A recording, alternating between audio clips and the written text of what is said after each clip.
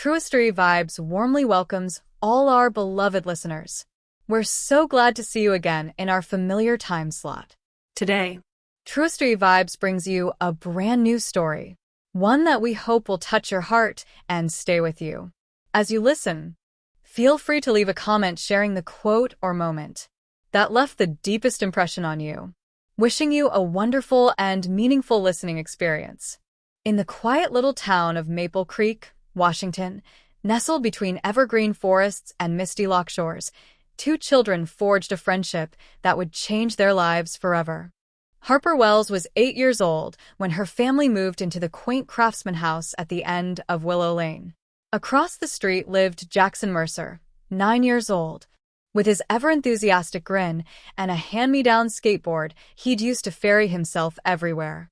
From the start, Harper and Jackson were inseparable. Mornings began with impromptu races down the block, Harper's curly hair bouncing as she tried to keep pace with Jackson's lightning-fast wheels. By lunchtime, they'd commandeer old folding chairs in Jackson's front yard to host talk shows, interviewing neighborhood squirrels and once, much to their embarrassment, a disgruntled raccoon. Evenings found them sprawled on the Mercer family's back deck, sharing peanut butter and jelly sandwiches and daring each other to knock on Mrs. Delgado's door, the kind but stern retired schoolteacher who lived next door. Their friendship deepened naturally over elementary school, where they partnered on every science project and defended each other from playground bullies. Each spring, they teamed up to build the most elaborate cardboard forts. Each summer, they mapped out secret trails through the forested hills behind Maple Creek Elementary. Harper admired Jackson's boundless curiosity, how he could identify every bird call and remember every creek's name, while Jackson adored Harper's boundless empathy, the way she rescued every stray kitten and convinced her parents to adopt them. When they entered high school, new social pressures emerged. Jackson, now a star on the cross-country team, attracted attention from classmates impressed by his quiet leadership. Harper, gifted in art and storytelling, joined the newspaper staff and earned praise for her thoughtful editorials. Yet they always saved their best selves for each other. Early Friday mornings, they met at Riverstone Cafe, a hipster coffee shop that felt exotic in Maple Creek, to nurse hot chocolates and debate which authors deserved classic status. It was during their junior year that subtle shifts began. Harper, who once saw Jackson only as her best friend, noticed the way his dark green eyes lingered a fraction longer when she laughed. Jackson, who'd always been reticent about feelings, felt his heart tighten whenever Harper wore that emerald green jacket she loved. Yet neither dared acknowledge the change. Confessing might risk the laughter and shared secrets they'd always treasured. Summer before college saw them promise, under the flickering lanterns of the annual Maple Creek Lantern Festival, that they'd stay best friends no matter where life took them. But when September arrived, they enrolled at the University of Washington, Jackson in computer science, Harper in English literature. Their paths diverged for the first time. Dorm rooms replaced familiar front yards, and new classmates replaced settled routines. For nearly 2 semesters, they stuck to that promise, texting each other every weekend and skating along the Burke-Gilman Trail whenever one visited the other's dorm. Yet distance amplified feelings they'd once dismissed. Jackson found himself counting minutes until Harper's Skype calls, dreading the day when her campus soccer games or late-night study sessions would keep her too busy to chat. Harper realized that no poem she wrote was complete without sharing it with Jackson first. The turning point came on a brisk February evening. Harper invited Jackson to a poetry slam at a cafe on Capitol Hill. The place was packed with attentive listeners, but the moment Harper's eyes met Jackson's in the dim light, she felt her chest tighten. After her reading, as the crowd showered her with applause, she saw Jackson's proud grin and knew she couldn't keep it in any longer. They walked home beneath glowing street lamps, the chill air swirling around them. At the corner of 17th and Pine, Harper stopped, her voice trembling. "Jackson, I have to tell you something." He paused, concern knotting his brow. "All summer, I thought I was just going to be your friend. But it's more than that. Jackson's breath caught. He reached for her hand. "Harper, I felt the same way for months. In that instant, the world seemed to hush. The distant hum of cars faded, and the neon coffee shop sign above glowed like a promise. Harper's heart raced as Jackson closed the small gap between them, their foreheads touching in a gentle, unspoken vow. From then on, everything changed, yet somehow stayed the same. They remained partners in adventure. Late-night study sessions turned into whispered conversations about future plans. Coding marathons at Jackson's apartment ended with Harper illustrating flowcharts in pastel chalk. Weekend hikes meant exploring both trails and each other's dreams. By the time spring arrived, Jackson and Harper had woven their friendship into something deeper, a bond of trust and affection that neither distance nor time could sever. Maple Creek, with its evergreen trees and corner cafe, remained their anchor. And though they stood on the cusp of adulthood, uncertain careers, looming responsibilities, they faced it together, hand in hand, hearts aligned. Thus concluded the first chapter of their story. Two kids who shared a street, became lifelong friends, and dared to turn that friendship into love. In the seasons that followed, they would learn that love's true test lies not in grand gestures alone, but in the quiet, unwavering presence of someone who knows your past and believes in your future. And for Harper and Jackson, that presence would become their greatest adventure. The morning of June 12th dawned clear and bright over Seattle's Lake Union, as if nature itself wished to bless Harper and Jackson's wedding day. In a small wooden chapel perched on the water's edge, white ribbons fluttered in the breeze, and clusters of lavender and eucalyptus decorated every pew. Harper stood before a full-length mirror in the bride's suite, her heart fluttering as stylist Anna adjusted the lace train of her gown. The dress was simple, ivory silk with a delicate scalloped neckline, but on Harper, it carried all the warmth of their shared history. Meanwhile, Jackson stood at the altar, waves lapping behind him, anchoring his nerves more surely than any counsel could. He smoothed the hand-turned mahogany lectern where his vows would rest, his fingertips brushing the carved initials he'd inscribed months earlier. H+J. In a crisp navy suit that complemented his thoughtful gray-blue eyes, Jackson took a steadying breath as soft chords of a string quartet began to play. When Harper appeared at the chapel doors, escorted by her father, Jackson felt that same familiar flutter in his chest, only now it carried the gentle weight of promise. Their ceremony was a seamless blend of intimate rituals and personal touches. They exchanged hand-painted wooden rings, symbols of unity crafted by Harper's art school best friend, and read vows they had written together on a secluded Sunday afternoon. "I pledge to listen," Harper whispered, "to every joy and burden you entrust to me." Jackson, voice steady, vowed, "to encourage your wildest dreams, even when they scare me, because your vision completes our own." As they sealed their vows with a kiss, a cheer rose from their 60 closest friends and family, reverberating like a benediction over the glassy water. Cocktail hour spilled onto a sun-dappled patio, where guests sipped apricot-infused Prosecco and nibbled on wild salmon canapes. Harper and Jackson, now husband and wife, slipped away for a moment of solitude beside the shore.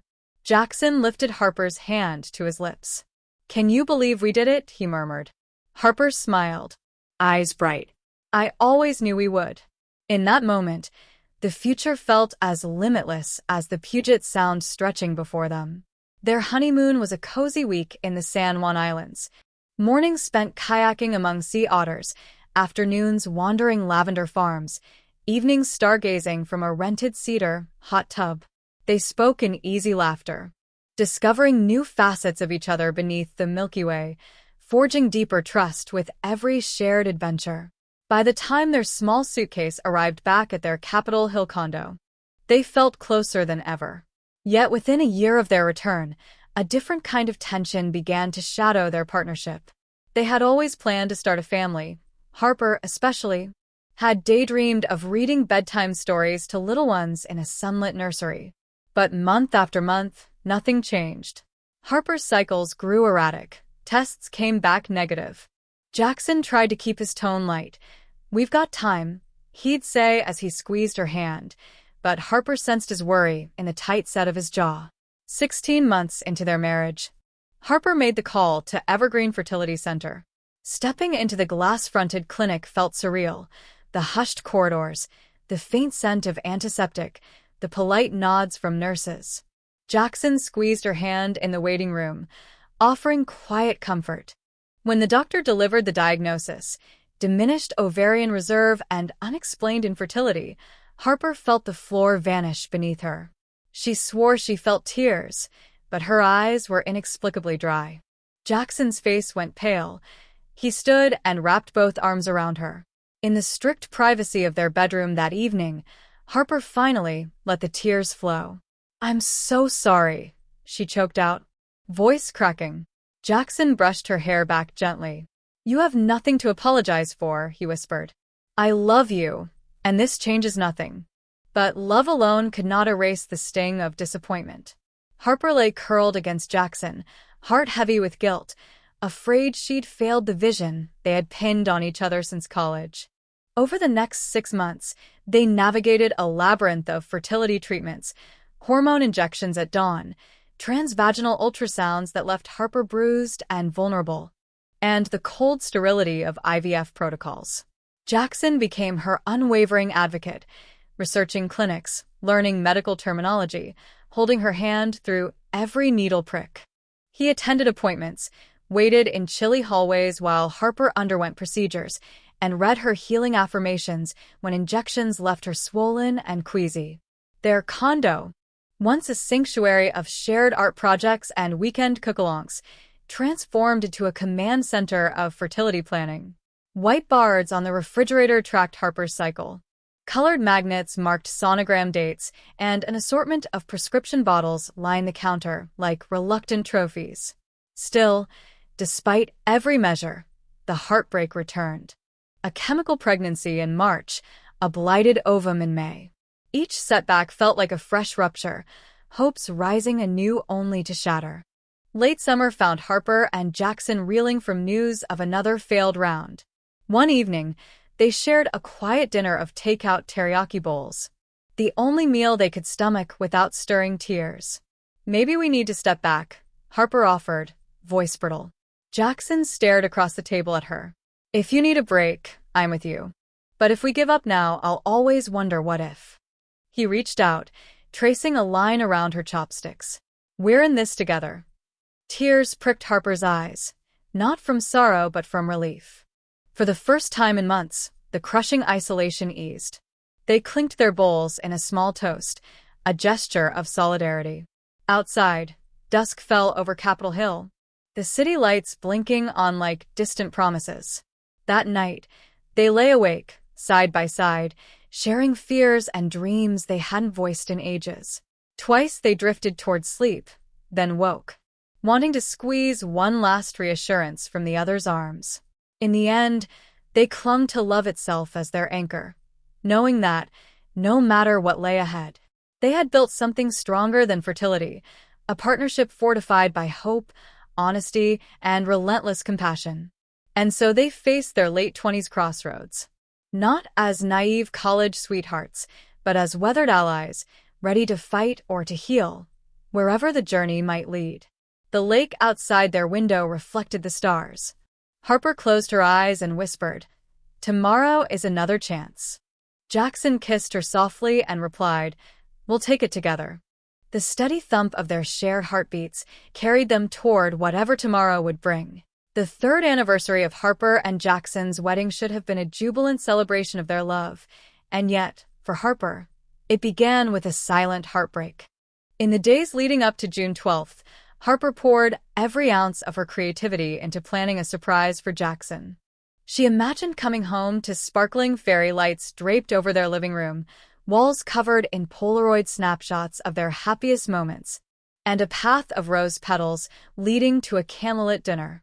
She spent Saturday morning at Pike Place Market, selecting wildflowers in Jackson's favorite deep purple hue, and then ordered gourmet ingredients for a homemade feast: cedar plank salmon, garlic roasted asparagus, and an indulgent lemon blueberry cheesecake. By Monday evening, The condo looked like something out of a romance novel. White twinkle lights draped across the living room windows kicked the Seattle skyline into a soft glow. Harper positioned framed photos on every available surface. Their first camping trip on San Juan Island, the night they kayaked under a blood-orange moon, the day Jackson surprised her with the wooden rings they'd exchanged at their vows. At the center of the coffee table stood a single purple orchid, Jackson's favorite flower, nestled in a glass vase. A bottle of crisp Chardonnay waited in the fridge. Harper's heart swelled with anticipation. After months of pain, IVF treatments, and looming doctor visits, she looked forward to an evening when they could ignore calendars, cycles, and medical jargon. Tonight was about them alone, wrapped in the warmth of memories and quiet laughter. At 6 o'clock, she arranged the final plate, the cheesecake on a vintage porcelain pedestal, lemon zest sprinkled like confetti on top. She flicked off the overhead light and checked the clock. 7 p.m. She called Jackson's cell. Straight to voicemail. "Hey, baby, just finishing up. I'll be right." She hesitated, glancing around at the soft candlelight. She ended the call, heart fluttering with unease. By 7:30, her nerves frayed. She paced in her silk robe, twisting the orchid stem between her fingers. 8 p.m. arrived, and still no Jackson. Each unanswered text made her stomach knot. She imagined every possible scenario, a day running so late that he couldn't break away, a meeting so critical that he simply forgot. She wrestled with anger and disappointment. How could her husband, the man who had promised to encourage her wildest dreams, forget the most important date of their marriage? At 8:15, her phone vibrated. "Hey, Harper, sorry. Work emergency. Flight to Boston tonight. I won't be back until Sunday evening. I love you." Her knees buckled. "Boston," she whispered in the darkness, mind swirling. "Our anniversary?" Tears simmered at her eyes. Immediately, she felt foolish for expecting romance. Romance had felt impossible ever since the fertility roller coaster began. But tonight, she had allowed herself a glimmer of hope. Now it felt as though her heart had been punched. She typed back, "Okay. Flight time."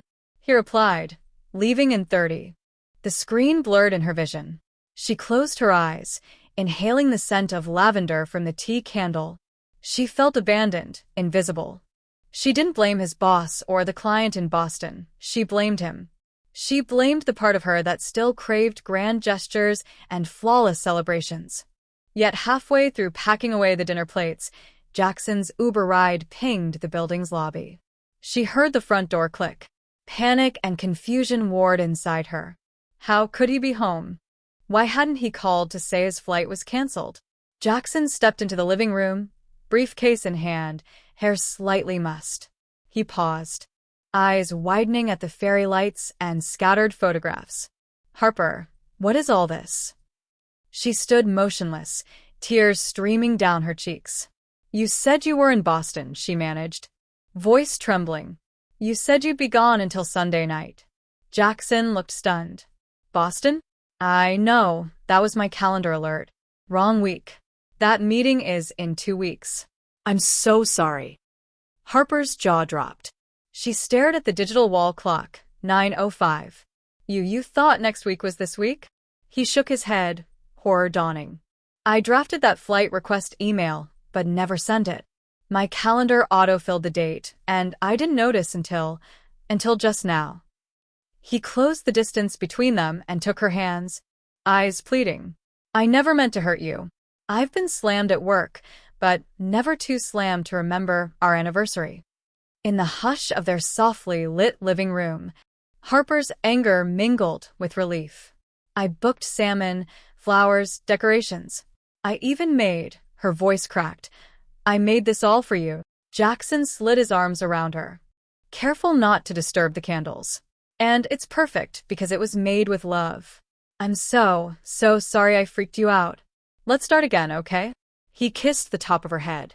She closed her eyes against the candle's glow.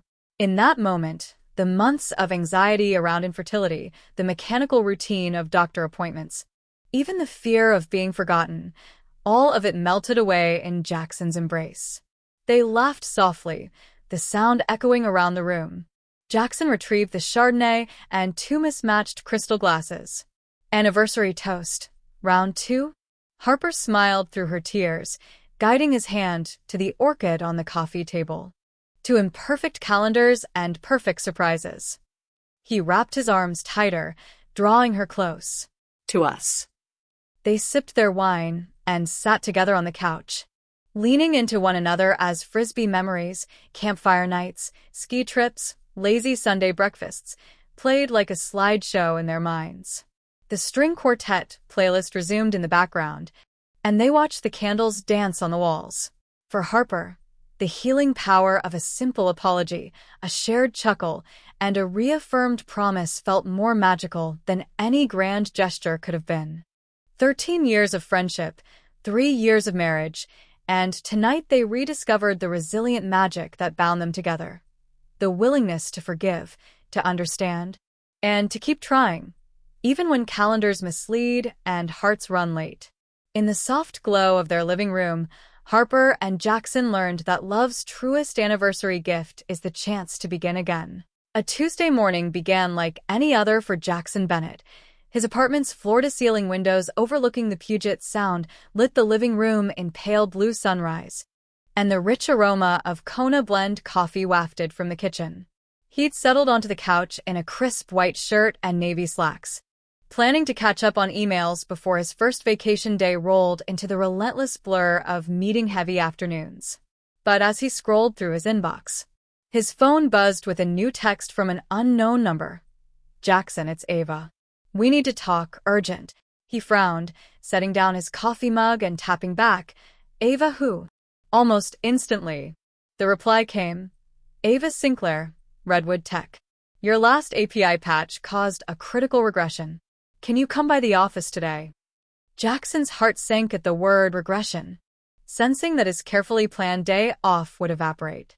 He typed, "I'm on vacation this week," then paused, realizing that Redwood Tech was one of his most important clients. He hit send and waited.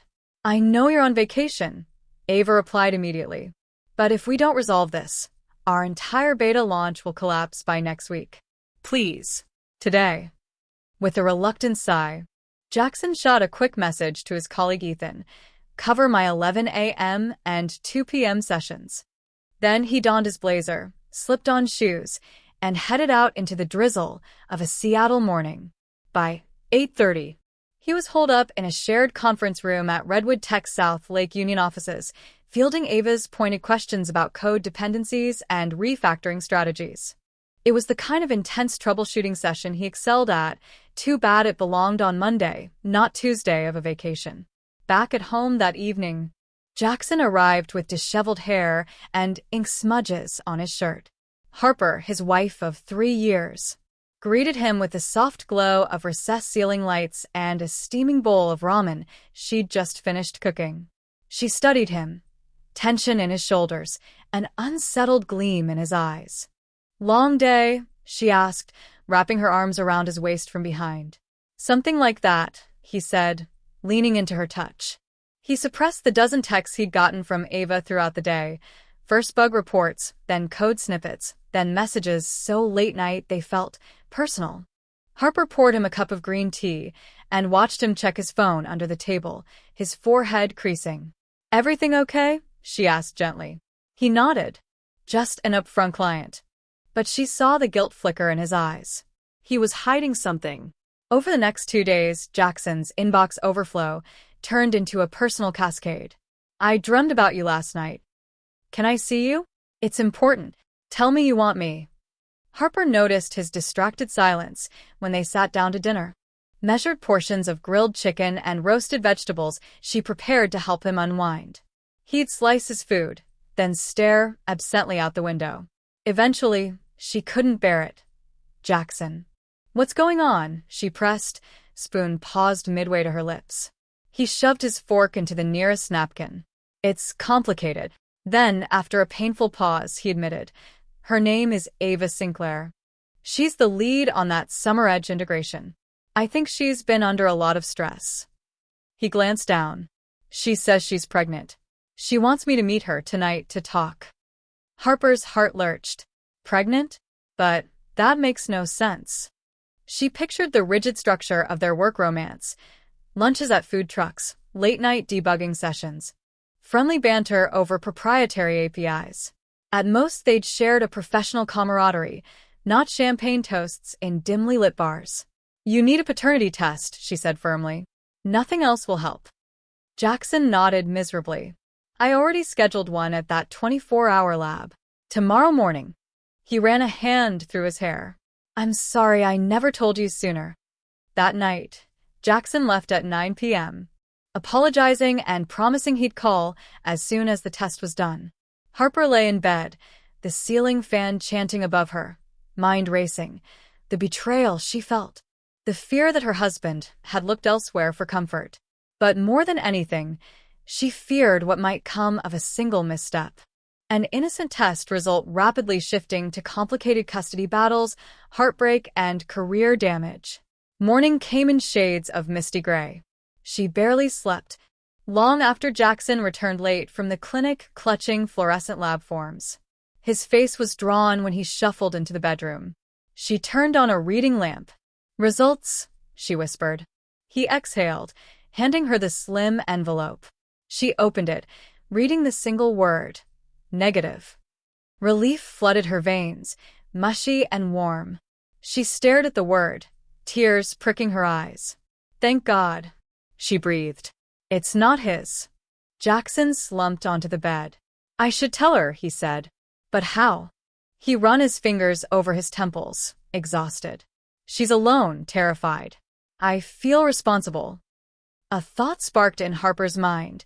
Responsibility meant more than leaving it to Jackson. She would face this Ava Sinclair directly, no more hiding behind phone calls. I'll go, she said. Tonight. At 7 p.m., Harper drove to Redwood Tech's offices. She wore a navy sheath dress, her hair pulled into a sleek chignon. Security buzzed her through when she explained she'd come to see Ava Sinclair about urgent personal matters. Harper's pulse tapered between rational concern and nervous jitters. She was confrontational by nature, but here she faced the unknown. Inside, the corridor hummed with fluorescent lights and the distant tap-tap of keyboards. Harper found Ava's cubicle, walls covered in project timelines and whiteboard scribbles. She knocked gently. Ava looked up, startled, mascara smudged by sleeplessness. Harper Bennett, she whispered. Harper nodded. Jackson's wife. Ava swallowed. Harper gestured to an empty chair. May I? Ava motioned, voice quavering. Harper handed her the lab envelope. These are the results. Ava's eyes filled with tears as she took the documents. I'm so sorry, she stammered. I was scared. She looked around the sterile cubicle like a cornered animal. I don't have anyone else. My parents are in Boston. They disown me. Harper's expression softened. Despite everything, she recognized the fear a single woman carries when facing an unplanned pregnancy. You're not alone, she said quietly. We can help.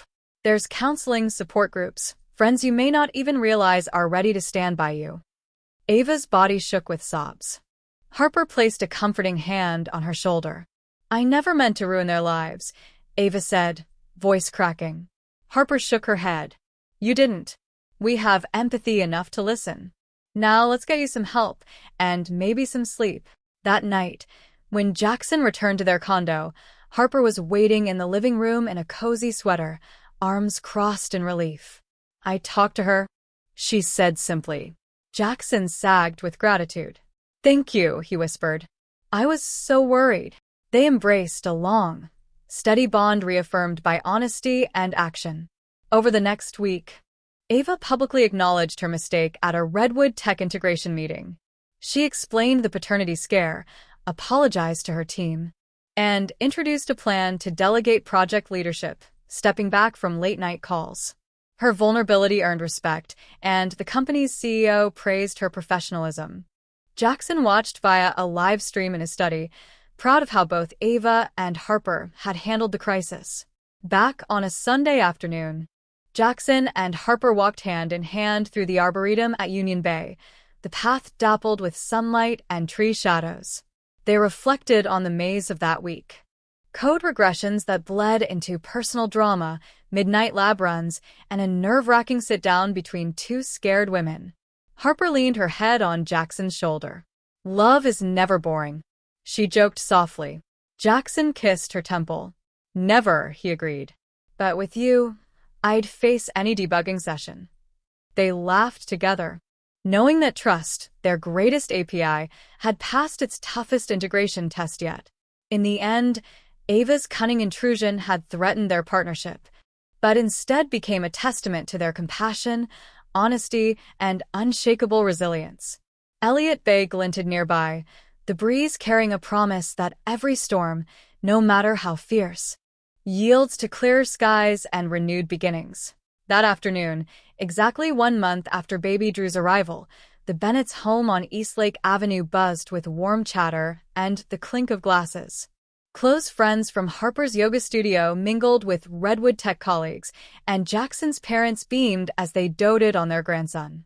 String lights twinkled overhead, casting a soft glow on the folding tables heavy with hors d'oeuvres, mini crab cakes, bruschetta, and delicate fruit skewers. A banner reading "Welcome, Little Drew," arched across the sliding glass doors. Harper moved among the guests, balancing a baby in one arm and a plate in the other. Jackson, freshly showered and in a crisp button-down, deftly juggled camera duty, capturing laughter and cuddles. Everything felt joyful and right, until the front gate latch clicked. Harper glanced up as a tall woman in a sleek gray trench coat stepped past the doormat that read "The Bennetts." Dark hair piled casually atop her head, face framed by oversized sunglasses despite the gathering dusk. Jackson caught the shift in Harper's posture and set the camera down. The woman swept off her glasses, revealing sharp green eyes. "Harper." Her voice was cool, perfectly pitched between apology and authority. I'm Ava Sinclair." Harper froze. Ava. The name Jackson had repeated in hushed panic weeks ago. Jackson's pulse thundered. He straightened. "Ava Sinclair." He stepped forward. "This is a private family event. Can I help you?" Ava lifted a slim manila envelope from her bag. "I was hoping to see Jackson," she said, scanning his face. "I have something I think he needs to know before this celebration goes any further." Harper's jaw tightened. "I'm sorry." "You must be mistaken. Jackson's right there." She pointed to him. Jackson, chest tight, raised his hands in a calming gesture. "It's okay, Harper. Ava, come in, let's talk." A hush rippled through the guests as Ava crossed the threshold, eyes flitting over gleaming hardwood and framed photos of Jackson and Harper on their wedding day. Jackson guided her to the patio's far corner, where twine lights cast golden patterns on the decking. Harper stayed close, arms folded, her mother's steady gaze at her back. Ava unfolded the envelope with deliberate slowness. Jackson's heart pounded. He already knew what it contained. The paternity test, prominently stamped negative. He swallowed and met Harper's eyes, then returned his attention to Ava. "You know what that is," he said quietly. Ava's lips trembled. "I know." She bit her lower lip. "But I owe you both the truth. When I texted you about the pregnancy," her voice broke, and she swallowed twice. "I was anxious. I thought, Jackson, I thought you'd run to my side. But I see now I was wrong. Terribly wrong." Harper's voice was icy. "Wrong about what?" "You lied. You spun your entire life into chaos, almost ruined ours, over something you knew was false." Ava flinched under those words, then lifted her chin. "I panicked. I thought this party, your happiness." She glanced at the banner overhead, the guests unaware in the background. "I was so angry. I came to claim something that never belonged to me." Jackson felt a surge of anger and pity. "You nearly destroyed everything Harper and I built." He stopped himself, remembering the perfect evening they'd fought so hard to restore. He exhaled. "I understand you were upset, but you crossed a line." Ava's shoulders slumped. "I know. I was cruel. I'd never hurt a child, yours or mine, if I had one. I'm so sorry, Harper. I really am. At that moment, Harper realized forgiveness, at least partial, would reclaim her peace. She stepped forward. I don't have to forgive you, but I'm going to give you one last chance to leave quietly. Her tone was firm but not hateful. This is our family, and this is our home.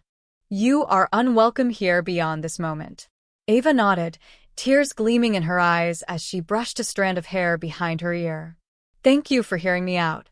She tucked the envelope into her coat and turned away. Jackson moved to stand beside Harper, linking their fingers. He watched Ava walk toward the gate, head bowed. For an instant, he felt gratitude that Harper had faced her so forcefully and compassion for the broken woman. Inside, the guests had hushed.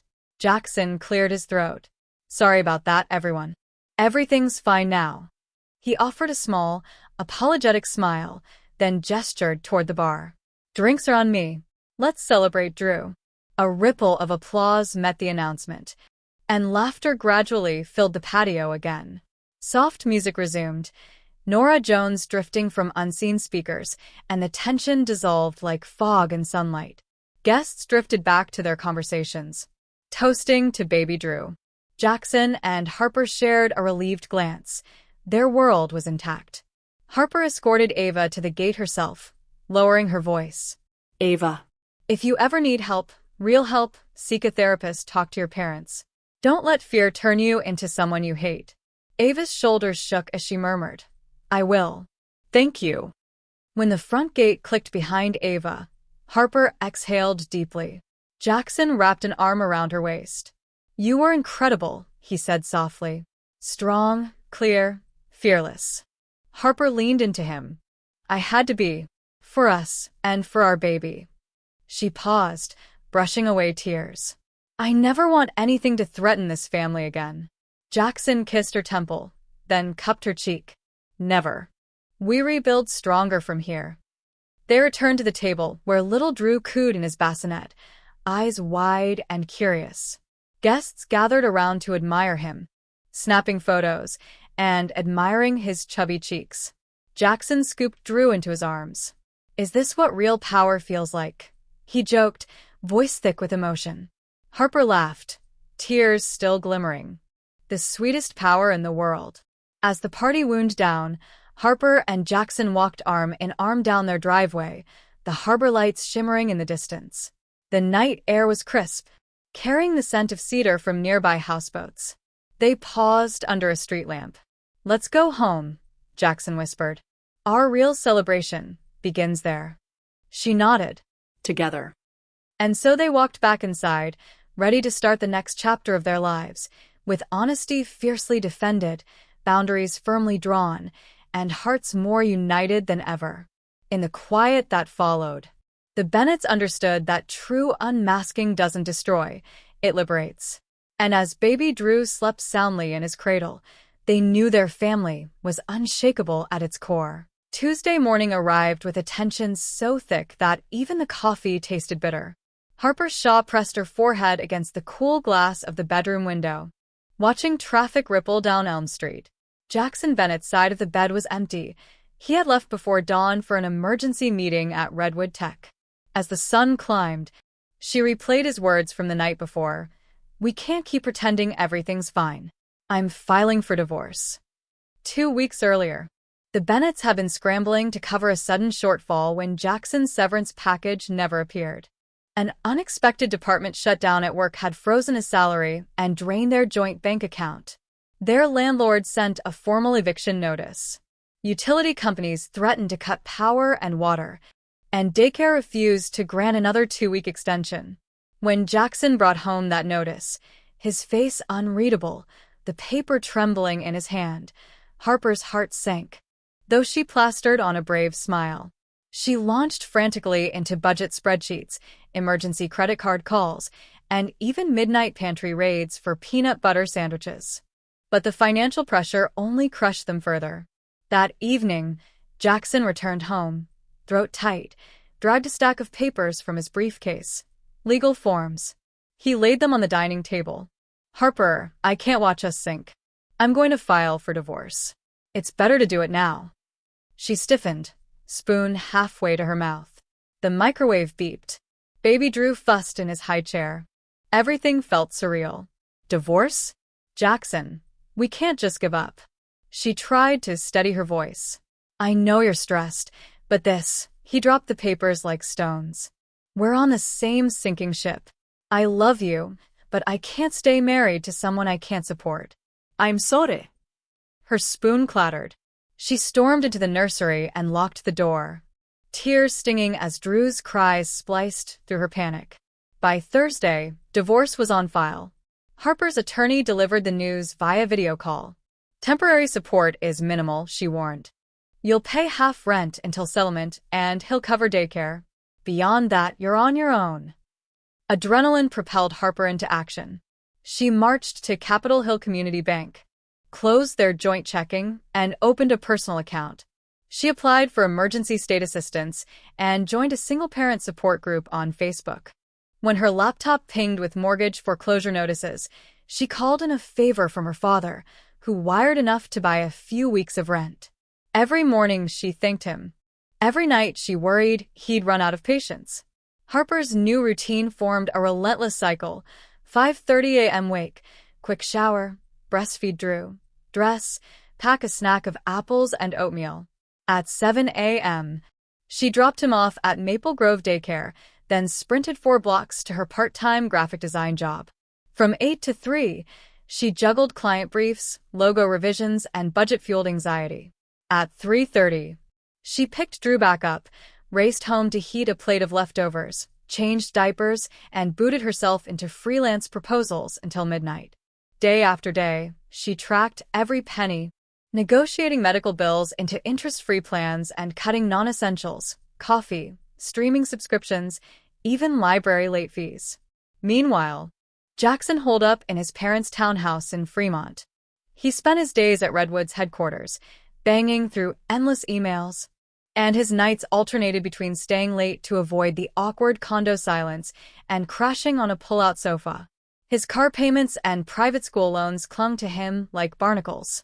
When Harper landed a small branding contract and their support payments hit her account, she celebrated with a single chocolate chip cookie. Jackson rasped congratulations in a text, but couldn't bring himself to respond face-to-face. The guilt knotted his tongue. Eviction loomed like a guillotine. They couldn't hold the condo past September 1st. Their options were bleak: sublet, move in with relatives, or face an empty street. Harper scoured Craigslist for roommate wanted ads, stuck it to her bathroom mirror, and pledged to try one more week. Then came an unexpected lifeline from Ava Sinclair, the woman who'd once threatened to sabotage Harper's marriage with a false pregnancy rumor. Ava returned with sincere contrition. She'd sold her own car, used the proceeds to settle debts, and insisted on giving Harper a modest grant to keep the lights on and cover 1 month's rent. Harper stared at the Venmo notification, $2,100. She stared at her trembling hands. Thank you, she typed, tears threatening to spill. Ava replied, use it for your family. It was the first time in months that Harper felt hope crack through her exhaustion. Armed with Ava's grant and a new contract for designing a local cafe's brand launch, secured thanks to Ava's network, Harper negotiated with the landlord. They settled for a 1-month extension in exchange for committing to pay $1,500 upfront on September 1st. That grant covered August rent, leaving her a runway to generate enough freelance income to tackle the September payment. It wasn't a miracle cure, but a reprieve from the abyss. As summer waned, Harper and Jackson faced a second court hearing to finalize custody. They arrived at King County Superior Court, each clutching spreadsheets detailing daycare receipts, medical bills, and apartment sharing expenses. The judge, a trim woman with steely glasses, listened as Jackson recounted job recovery plans and Harper defended her stable, if modest, income. At the end, the judge granted Harper primary custody, Jackson 2 weekday afternoons, and every other weekend. Child support was set at $950 per month, covering daycare costs. Spousal support? Denied. The judge noted Harper's independent incomes and savings from Ava's grant.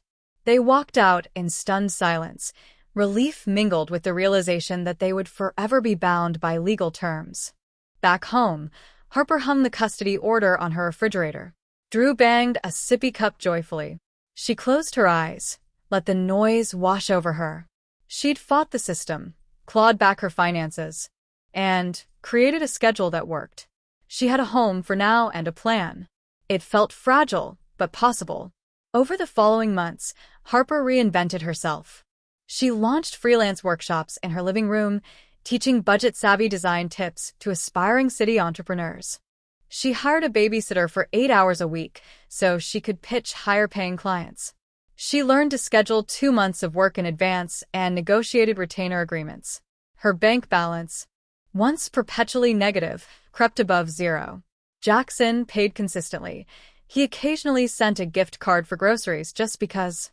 They maintained a grudging civility, texts coordinating pickup times, thanks for a dry spare onesie left at the nursery. Emotional scars deepened with each exchange. Jackson's brief cameo at Drew's first Halloween, dressed as a giant hot dog, felt like a cruel joke. Harper greeted him at the door, twisted her lips into a polite smile, and ushered him inside for 3 minutes with the baby. After he left, she exhaled the word goodbye like a vow.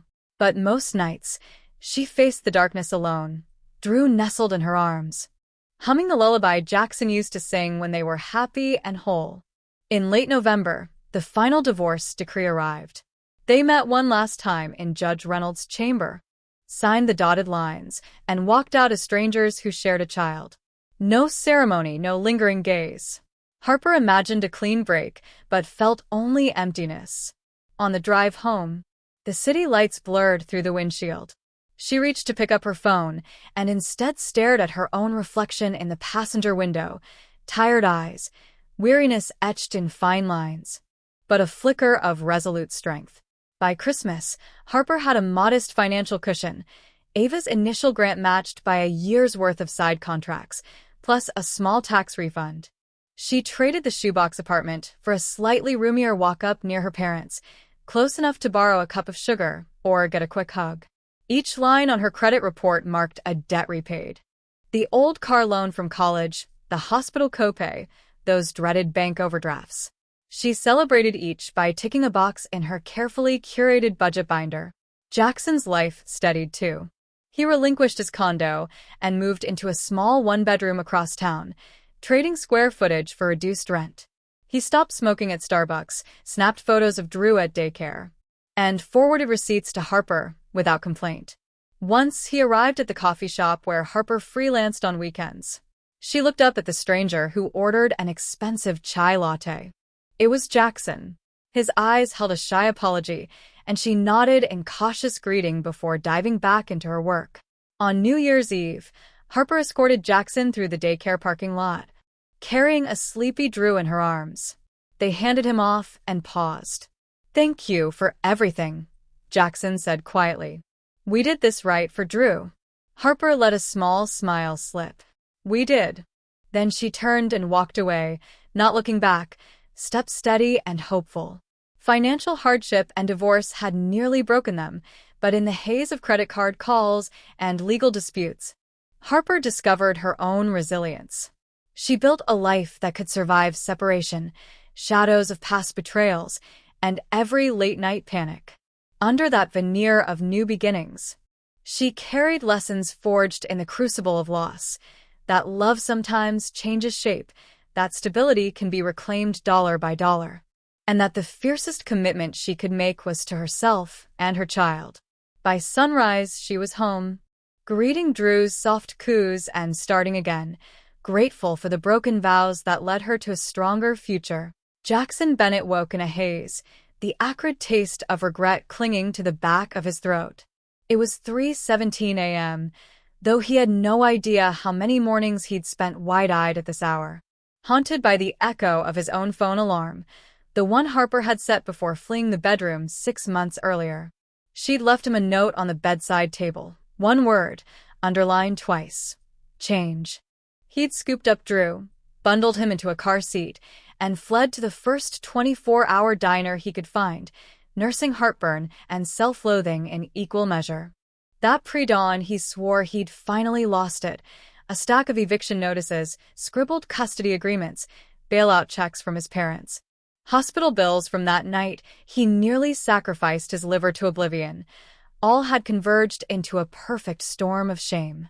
His successful career at Redwood Tech, his reputation as a top-tier engineer, even his proud title of good husband and father, all had evaporated, murdered by years of toxic coping, secretive rounds of bourbon after work, trail of empty bottle runs, cheap motel rendezvous with strangers he barely remembered.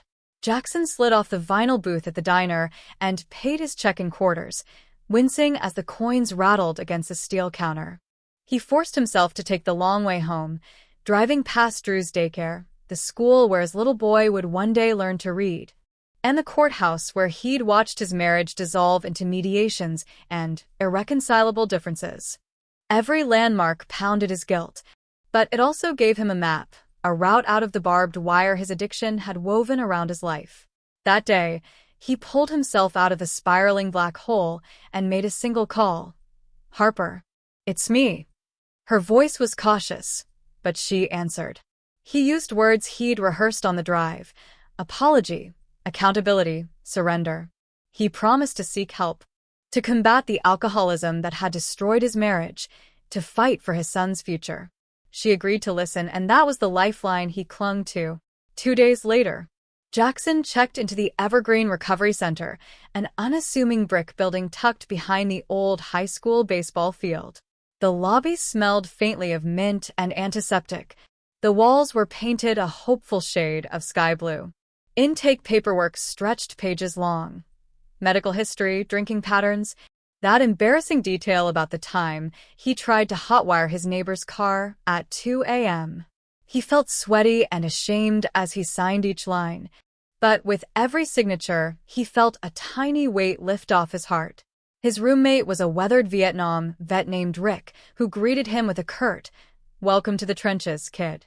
The first night was a blur of questions and answers. One-on-one assessment, support group scheduling, orientation video about how to stay sober once you leave these walls. That afternoon, in a circle of strangers, Jackson introduced himself. "I'm Jackson, and I'm an alcoholic." The room echoed back, "Welcome, Jackson." Saying it out loud felt like ripping off a bulletproof vest, vulnerable, terrifying, and strangely liberating. The next days followed a relentless routine: wake at 6 a.m., shower, breakfast. Group therapy, individual counseling, lunch, AA meeting, life skills workshop, dinner, evening reflections, lights out by 9 p.m. He tracked each milestone in a small journal. Day 1, 12 hours sober. Day 2, no shakes. Day 3, first weekend sober in 4 years. Small victories that might seem trivial to an outsider felt monumental to him. He learned about the disease model of addiction, about triggers and relapse prevention, about the importance of a support network. Harper visited on day 4. She drove him in their old SUV, now traded for a modest sedan, and waited in a fold-out chair while he met with his therapist. He emerged shaky-eyed and raw. "I'm sorry," he said. "Thank you for coming." She placed a hand on his shoulder, no embrace, yet more warmth than he'd felt in months. He realized then that forgiveness wasn't a destination, but a daily choice she had made for him and for Drew. By day 10, his body felt clearer. No more acidic reflux, the fog in his head lifting. Rick, the veteran, nodded. "You look alive again, kid." He began to write letters, to Harper, to his parents, and to his son, promising a new chapter. He even sketched out a plan to return to work part-time after 6 weeks, so he could coax Drew into his arms each morning. The staff prepped him for the next hurdle: transitional living. He'd soon move to a sober living house downtown, where temptations lurked around every corner, from the bustling bar scene to the old restaurant that used to be his post-work watering hole.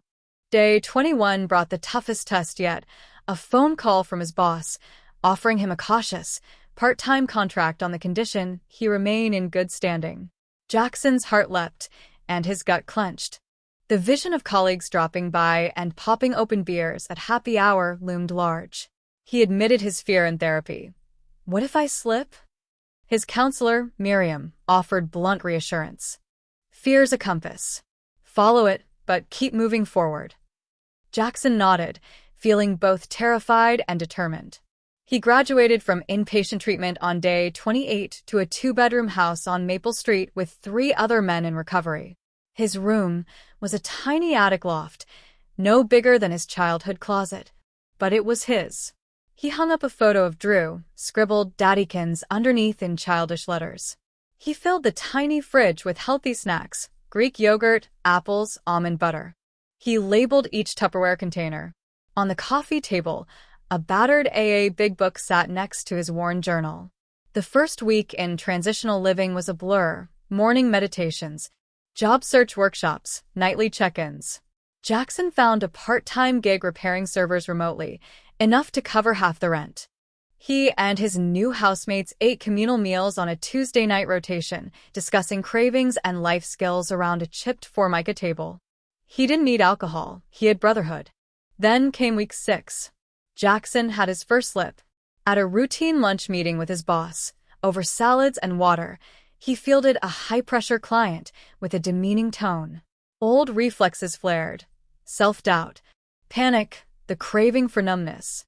Instead of walking outside or calling his sponsor, Jackson wound back to the deserted patio, texted "need a drink" to an old acquaintance, and stepped into a bar. The pull was immediate, fierce. The smell of hops, the hum of laughter. He ordered 1 pint. The first sip warmed his veins like fire, the second drowned his panic. Then regret flooded in.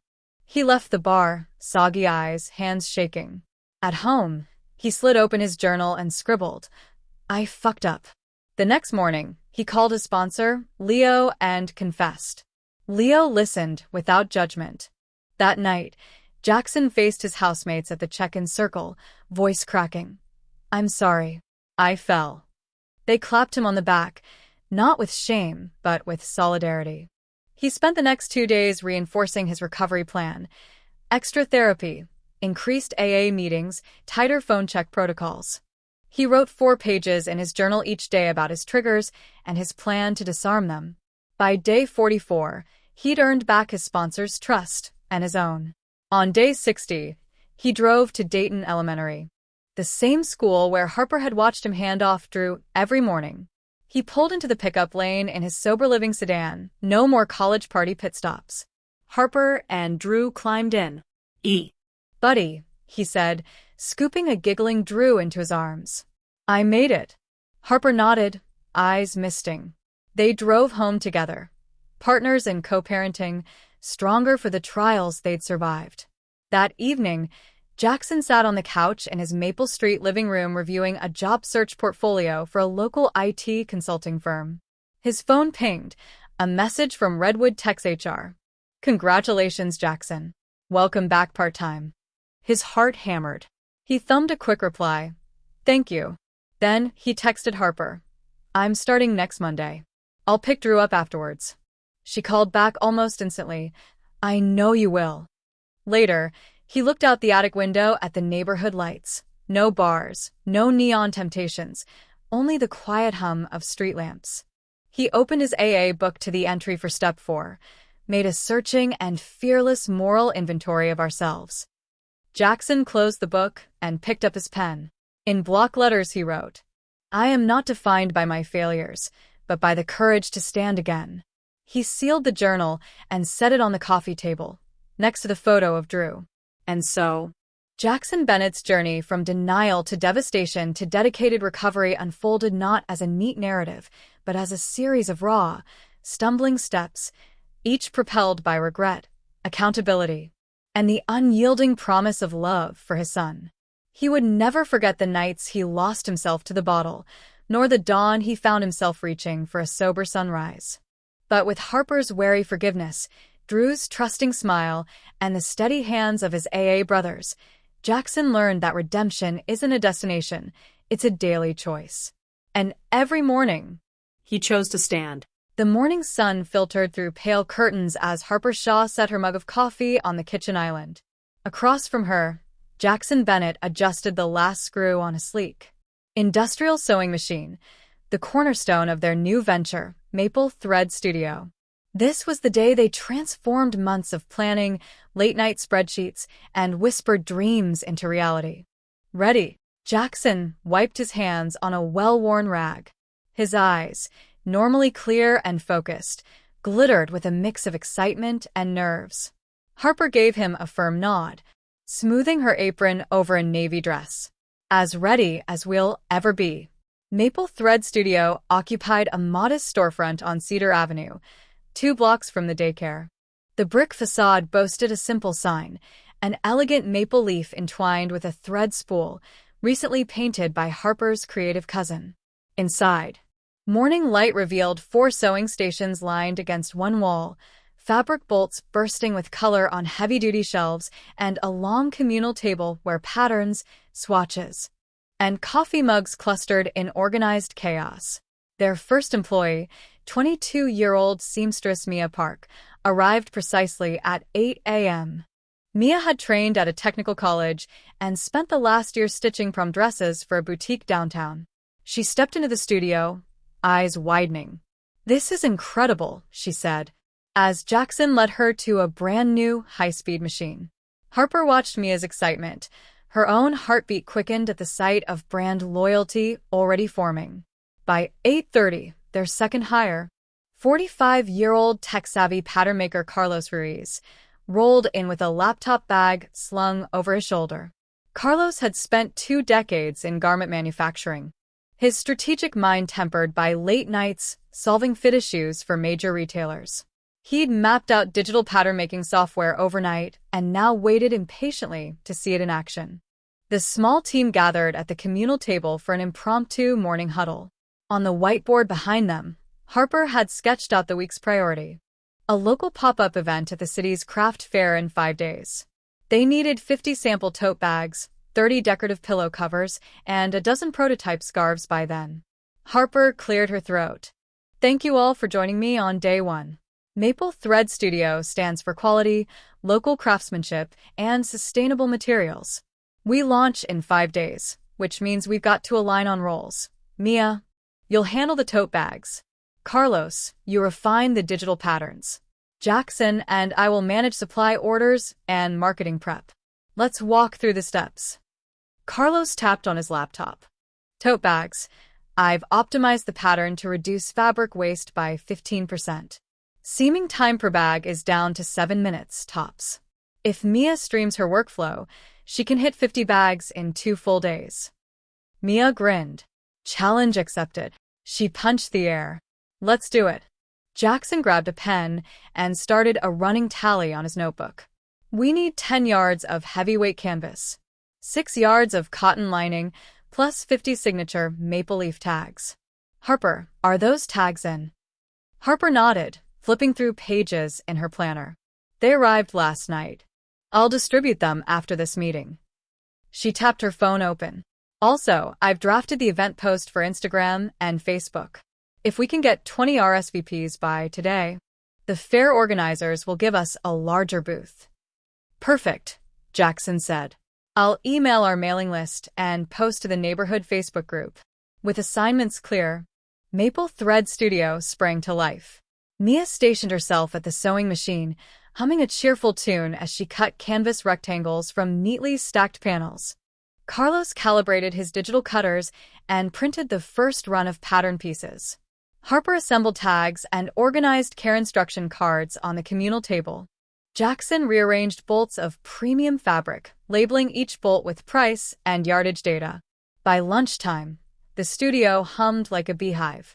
The rhythmic thwack of the sewing machine, the click of the rotary cutter, and the quiet chatter among the 4 created a soundtrack of hopeful productivity. Harper heated up leftover chili and set out bowls. They ate together at the communal table, trading stories. Mia's plans to move into a bigger apartment, Carlos's dream of one day opening his own design consultancy. Harper and Jackson's vision for expanding maple thread into home decor. Over the next 2 days, the team hit and exceeded the tote bag goal. With 60 tote bags stacked neatly in shipping boxes, they moved on to pillow covers. Here, Harper's keen eye for color combinations shone as she paired vibrant teal throws with mustard yellow liners. Carlos engineered a new zipper insertion technique. Mia stitched furiously to meet the count. Jackson fielded supplier calls for organic filler and calibrated the studio's new heat press for custom labels. On day 4, with 30 pillow covers and 50 tote bags complete, the team turned to scarves. These were delicate, silk charmeuse requiring precise hem stitching. Jackson volunteered to learn a new French seaming technique under Mia's patient guidance. After fumbling through the first 2 samples, he nailed the next 10. And Harper began photographing each design in the studio's makeshift photo corner, a clean white backdrop, soft natural light from the east-facing windows, and her smartphone on a tripod. "Hold still," Harper coached as she angled the scarf's end across Mia's shoulders, securing it with a bamboo clothespin. "Beautiful. You look like a runway model." Mia laughed. "I just want to get paid. No passion for fashion shows over here." Evening rolled in on day 5, and exhaustion threatened to ground the team. The sewing machine still whirred as the studio's neon sign flickered on. A half-dozen scarves lay fanned across the table, each tagged with a macrame thread logo, an intertwined M and T. Jackson printed shipping labels via his laptop. Harper loaded up an Instagram story. "T-1 hour until we pack for Saturday's community craft fair. Come see us at booth 42. They double-checked inventory: 50 tote bags, 30 pillow covers, 12 scarves. A dozen leftover canvas scraps for decorative keychains. Enough business cards to autograph 500. Carlos, strategically minded, arranged scarves by color in an Instagrammable gradient. Mia arranged tote bags on a low rack near the storefront window, where passers-by occasionally peeked in.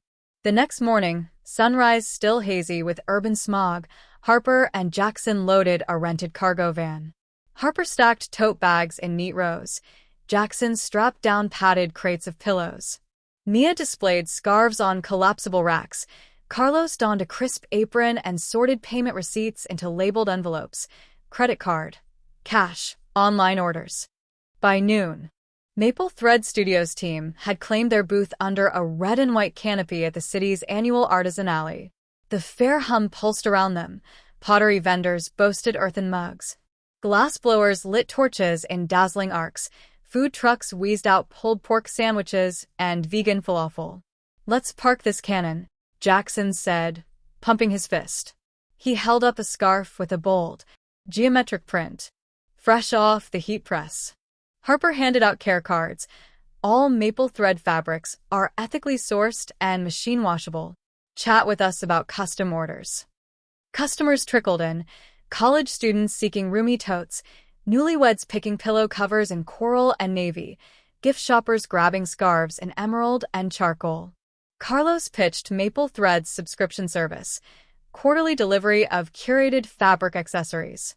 Mia demoed a live sewing station for curious kids.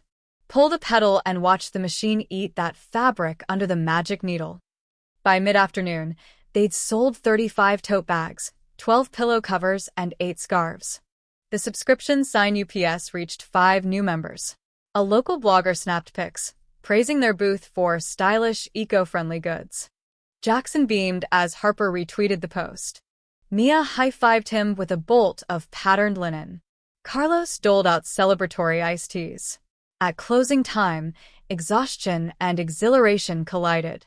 They packed up, hugging the last units of product back into the van. Jackson tallied the day's receipts. A promising start. Harper gently rested her hand on his elbow. "We did it," she whispered. He squeezed her hand back. Maple Thread Studio is officially real. That evening, back in their shared home above the studio, they toasted with ginger lime sodas and peanut butter cookies. Drew, in his crib, cooed to the soft glow of a nightlight shaped like a maple leaf. Harper warmed baby socks in the dryer. Jackson cleaned the last coffee cup. "Day 1 of real business," he said, slumping on the couch. "Survived and thrived." "Day 1 of many," Harper corrected, joining him. She leaned her head on his shoulder. Tomorrow, we'll tackle social media, follow UPS, get the website live, and ship custom orders. We'll scale up slowly, no burnout, no shortcuts. He kissed her forehead. Together, we've got this.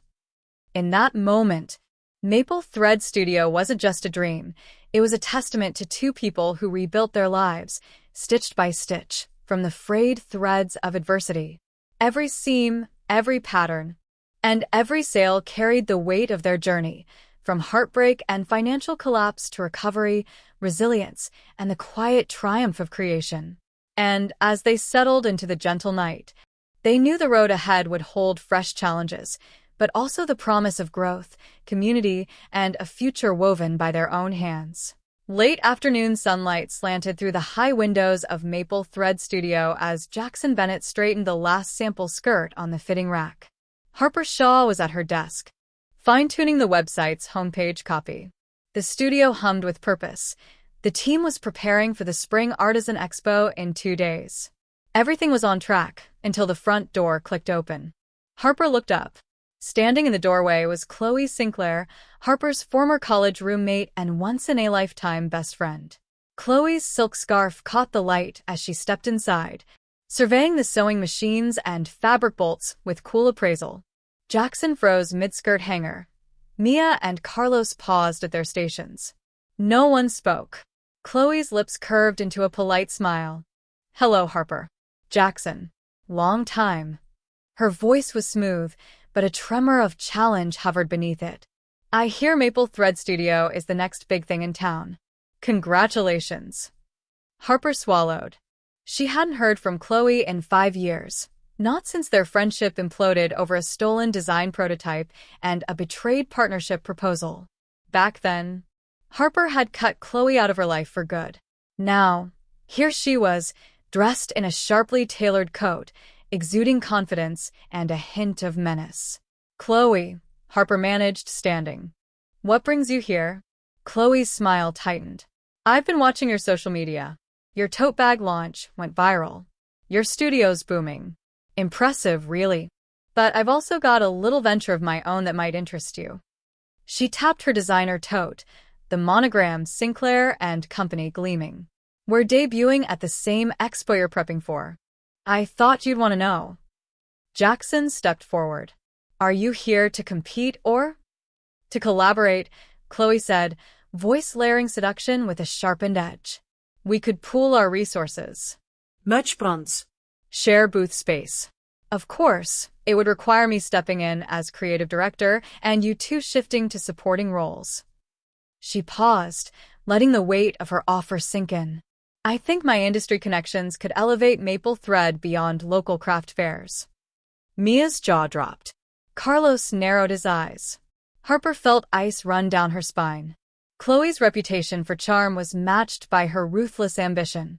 Harper's studio had weathered Chloe's betrayal once. She refused to be blindsided again. Harper squared her shoulders. "Thanks for the offer, Chloe, but we're committed to staying independent. We've built this from the ground up. Every stitch, every sale has been our own. And we have a great team. We're not looking for outside partnerships." Chloe's smile fluttered, but didn't break. "Your loss." She turned toward the door. "Good luck at the expo." With a clipped nod, she exited. The front door whispering shut behind her. Silence filled the studio. Jackson exhaled. "Well, that happened." Carlos spoke first. "She's not just here to pitch. She's here to intimidate." Mia clenched her scissors. "So we fight back." Harper ran a hand through her hair. "We don't undercut our values. We just keep doing what we do best." For the next 48 hours, Maple Thread Studio mobilized. Harper updated every email auto-reply to highlight their booth location, special limited editions, and family-friendly giveaways. Jackson redoubled outreach to local press and influencers. Mia drafted sample-making schedules, determined to outproduce Chloe's team. Carlos refined patterns for a new line of eco-silk scarves, coded to include a hidden maple leaf motif in the hem. On the morning of the expo, tension radiated through the studio like static electricity. They loaded the cargo van in silence, every movement deliberate. As they pulled into the fairgrounds, a sea of white canopies unfolded before them. Maple Thread's red and white marquee stood just a few booths down from Sinclair and Company's luxurious black and gold tent. Chloe strode over in a crisp power blazer, her assistant trailing behind with a clipboard. "You're early," she purred. "I suppose you wanted the best spot for foot traffic." Harper met her gaze. "We did our homework. We drew our own map." An awkward pause. Then Jackson intercepted a delivery of custom maple leaf keychains. "Everyone's got a gimmick, apparently," he muttered. When the fair opened, it was a whirlwind. Chloe's team unveiled mirror displays and gourmet chocolate samples. Their mannequins wore high-fashion scarves that cost 3 times what Maple Thread's did. Glossy brochures spelled out Chloe's background in Parisian ateliers. Maple Thread's booth, by contrast, felt warm and approachable. Wood-slatted tables, stacks of bright tote bags. An inviting try-it-yourself sewing station where children and college students alike attempted a simple running stitch. Harper greeted every visitor with genuine interest. Jackson listened intently to their feedback, Mia whipped up custom embroidery demos, and Carlos offered digital pattern tutorials on an iPad. By midday, Chloe's luxurious setup had drawn a crowd. But Maple Thread's interactive approach kept people lingering longer. Parents asked for price quotes on tote bag bulk orders. A local bookshop ordered 50 custom bookmarks. A wedding planner reserved a dozen embroidered ring-bearer pillows for an upcoming spring ceremony. Chloe watched, jaw clenched, as half her foot traffic meandered over to Harper and Jackson's booth. By mid-afternoon, she approached Harper once more. "So, your little hands-on station is cutting into my sales." Harper wiped fabric dust from her hands. "Looks like people appreciate getting involved. Your focus is on luxury. Ours is on community." Chloe's blush of anger gave way to a thin laugh. "If you can't beat luxury, join it." She swept toward her own booth, her assistant in tow. By closing time, maps and sales tallied. Maple Thread had sold out of their expo-exclusive Sunset Coral totes, tripled their target for pillow covers, and gained 10 new subscription members. Chloe's tent looked immaculate, but half their stock remained full. Chloe herself stood by her sleek table, arms folded, scanning the crowd for another opportunity. As dusk fell, Ivy string lights twinkled above Maple Thread's booth. Harper surveyed her team. Mia carefully folded the last tote. Carlos counted the day's receipts. Jackson high-fived them both. He caught Harper's eye and smiled. "Good work," he said. "We didn't just hold our own. We won the day." Harper leaned against the trestle table, exhaustion mixing with pride. "We did it on our terms." Jackson pulled her into a hug. Above them, the last of the fairgoers drifted toward their cars. Chloe's booth, now dimmer, sat in the shadows a few feet away. Maple Thread Studio had faced its toughest competitor yet, but Harper and Jackson had discovered that authenticity, community, and heartcraft couldn't be replicated by big budgets or slick presentations. They'd weathered Chloe's return, defended their values, and emerged stronger than before. As they locked up the booth under a canopy of lanterns, Harper whispered, "Ready for the final stretch?" Jackson squeezed her hand. "Always." And with that, Maple Thread's founders stepped forward into the night, their path lit by the steadfast glow of everything they'd built together.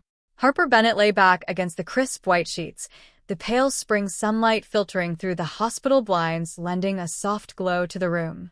She watched the slow rise and fall of Jackson's chest as he sat beside her, cradling their newborn daughter, Luna May. Time felt suspended in that moment, as though the years of struggle and perseverance that led them here had boiled down to this fragile, perfect heartbeat in Harper's arms. She brushed a thumb across Luna's tiny fingers, marveling at how something so delicate could embody everything she and Jackson had worked for: hope, renewal, and unconditional love. When Jackson first called out Harper's name that morning, his voice gentle but brimming with excitement, she knew the day had arrived. Hours earlier, contractions had begun like rolling waves, signaling the end of her second pregnancy's long journey. Infertility fears had haunted them since Drew's first birthday. No one had believed she could carry a second child to term. Yet here she was, breathing in the warm scent of newborn shampoo, her heart trembling with gratitude. The labor itself had been a blur of focused breaths and supportive touches. 6 hours of steady progression, punctuated by Jackson's unwavering encouragement. Harper remembered gripping his hand, her knuckles white, as each contraction tightened its grip. He whispered soothing mantras into her ear, fragments of love letters they'd once written to each other during late-night studio sessions, now repurposed as lullabies to guide her through pain.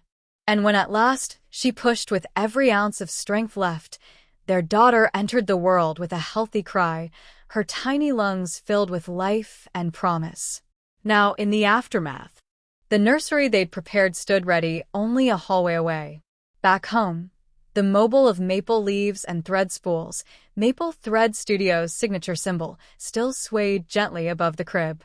Every stitch in the quilts, every handcrafted toy, had been a meditation on patience and possibility. Those painstaking nights in their first studio loft had seemed endless at the time, but each hour invested now felt sacred.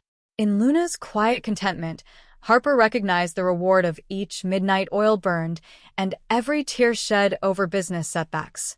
Beyond the double doors of the recovery room, Jackson's phone vibrated with congratulatory texts and voicemail greetings from friends, family, and colleagues.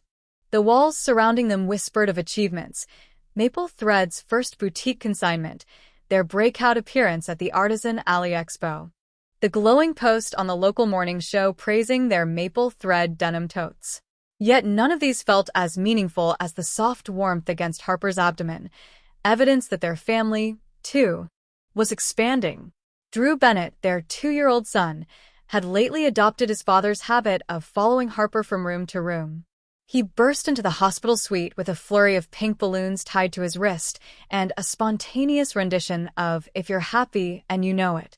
At first, Harper's heart leapt with delight. Then she gravely reminded the little boy to speak softly. Jackson ushered Drew over to the armchair, handing him a stack of picture books. Little Luna blinked up from her mother's arms, as though assessing this older brother she'd never met. Harper coaxed Drew closer, and he offered a shy pat on Luna's head.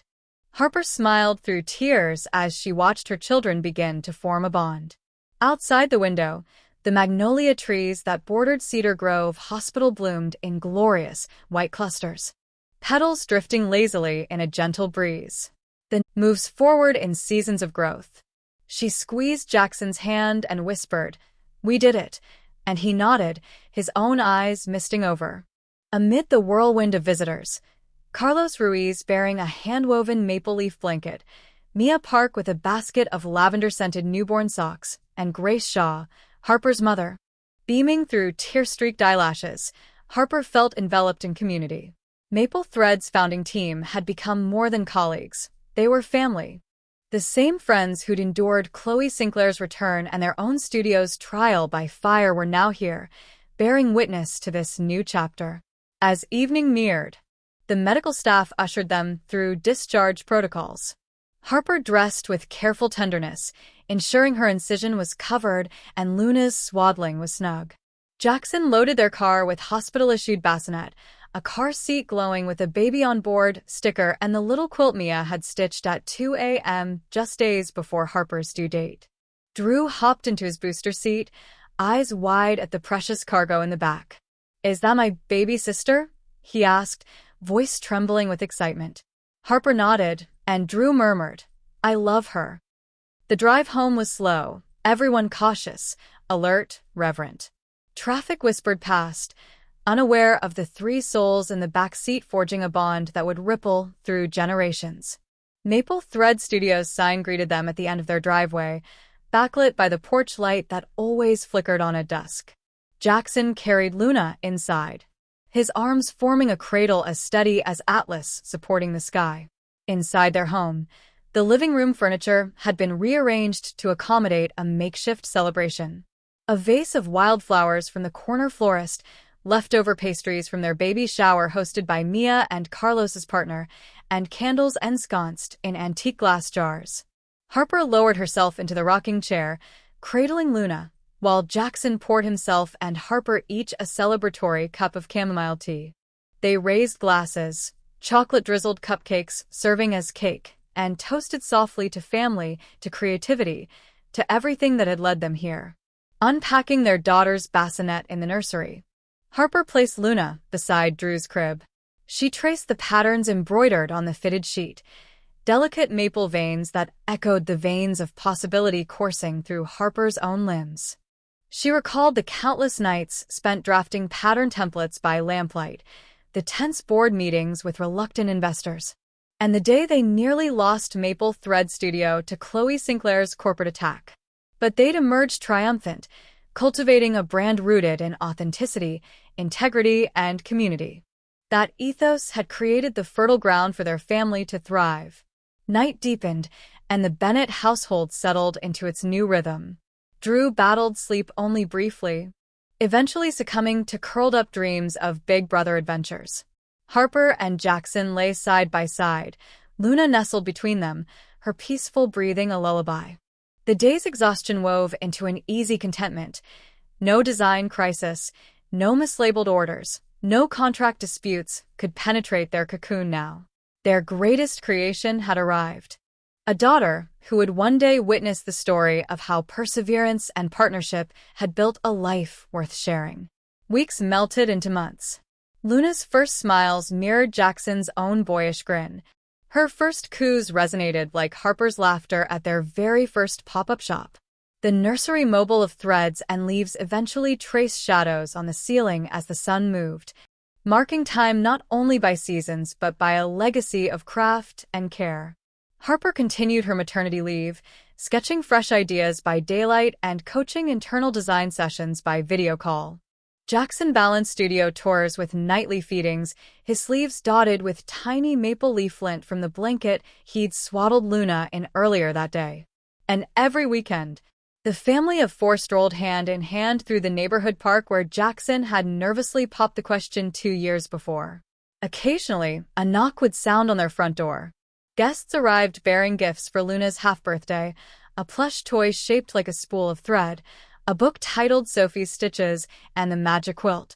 And even a framed needlepoint piece declaring, "I sew, therefore I am." Each item felt like a new stitch in the fabric of life they were weaving, proof that community, once nurtured, creates gifts far beyond monetary value. One crisp autumn morning, Maple Thread Studio held a special event. A bundle and bump sale where expectant mothers could reserve limited edition prenatal polo shirts and babies could be measured for custom swaddle wraps.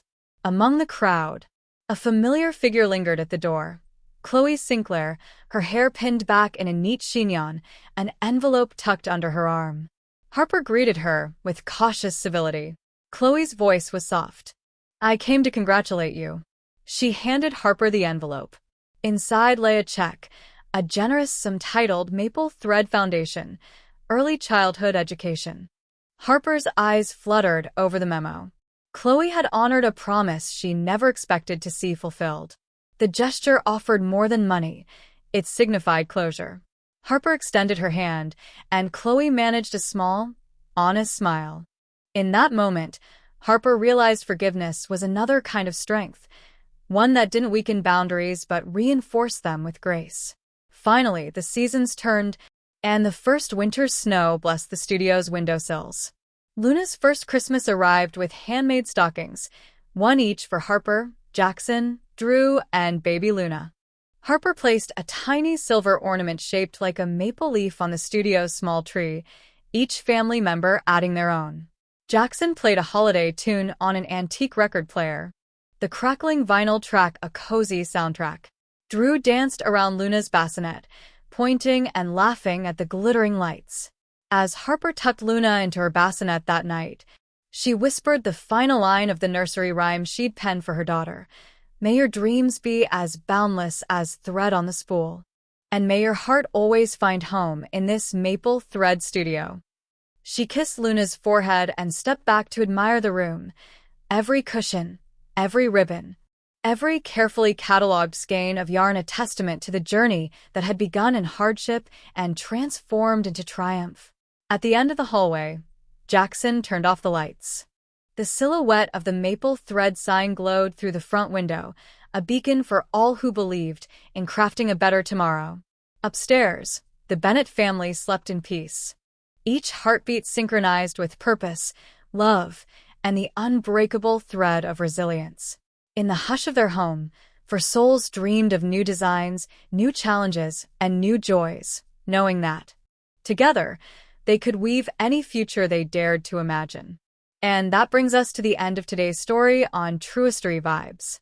Don't forget to leave a comment with a quote or moment that touched you the most. Your words give our team the motivation to keep creating more heartfelt stories. Thank you for listening, and we'll see you again soon.